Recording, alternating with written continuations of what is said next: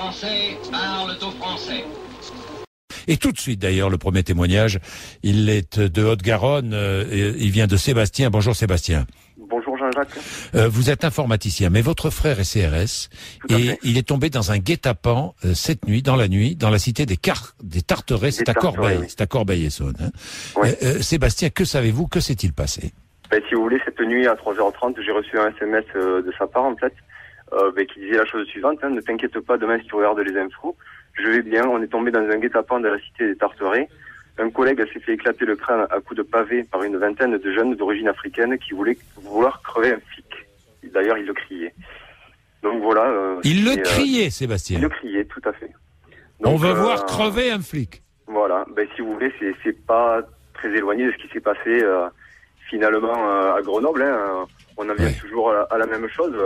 Et lui, ce qu'il me dit depuis des mois, voire maintenant des années, c'est qu'il y a une dégradation qui est énorme de leurs conditions de travail.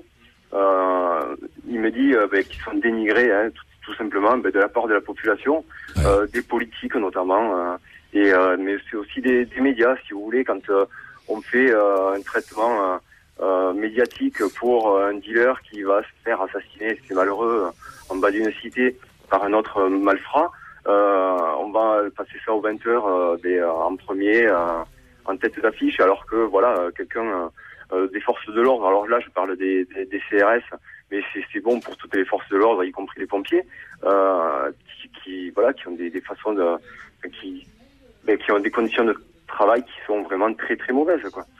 Si vous voulez, je vais vous raconter quelque chose. Enfin là, il fait partie de la CRS de Lannemezan. Oui. Donc ils avaient une première mission à Calais il y a 15 jours. Donc ils sont arrivés à Calais, on les a logés dans des logements insalubres. Ça fait qu'ils ont refusé de loger à cet endroit. C'est-à-dire, on va s'arrêter là. Dans un premier temps, ils partent de Lannemezan. Il est basé à Lannemezan. Oui.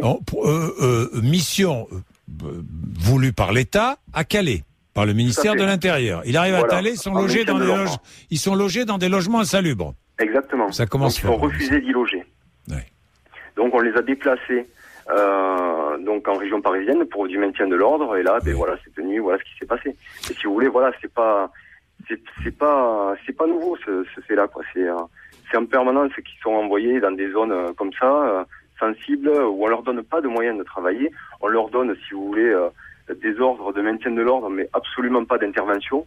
Donc à ce moment-là, ce n'est ce que je mettais dans mon message, ce n'est que de la chair à canon, comme les soldats de la guerre de 14. On les envoie au front sans que derrière ils ne puissent faire quoi que ce soit. Oui, je comprends.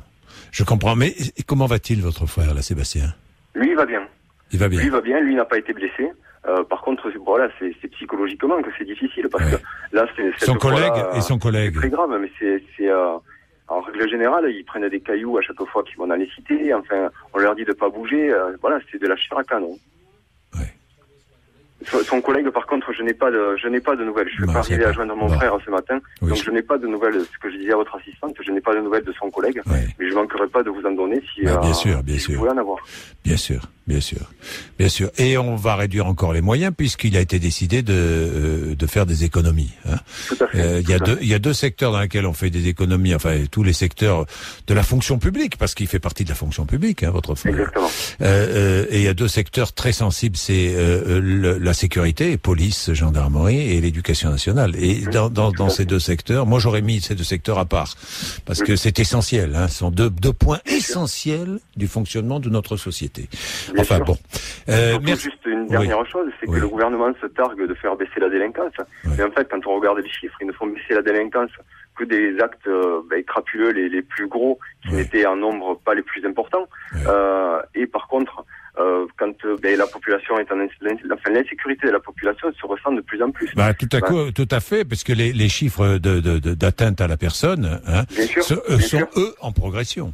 Exactement. Le nombre d'agressions sur les personnes, qui est finalement ce qu'il y a de plus important. Hein. Là, il y a progression. Et c'est là où on se rend compte aussi que le FN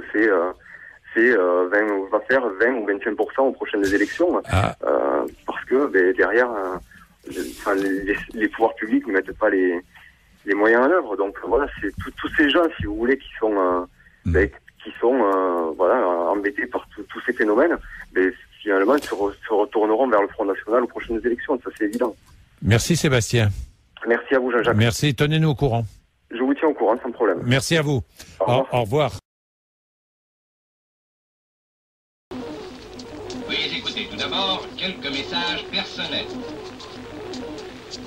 Gabriel garde l'anonyme.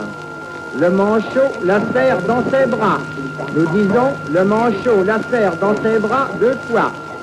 Le fantôme n'est pas bavard.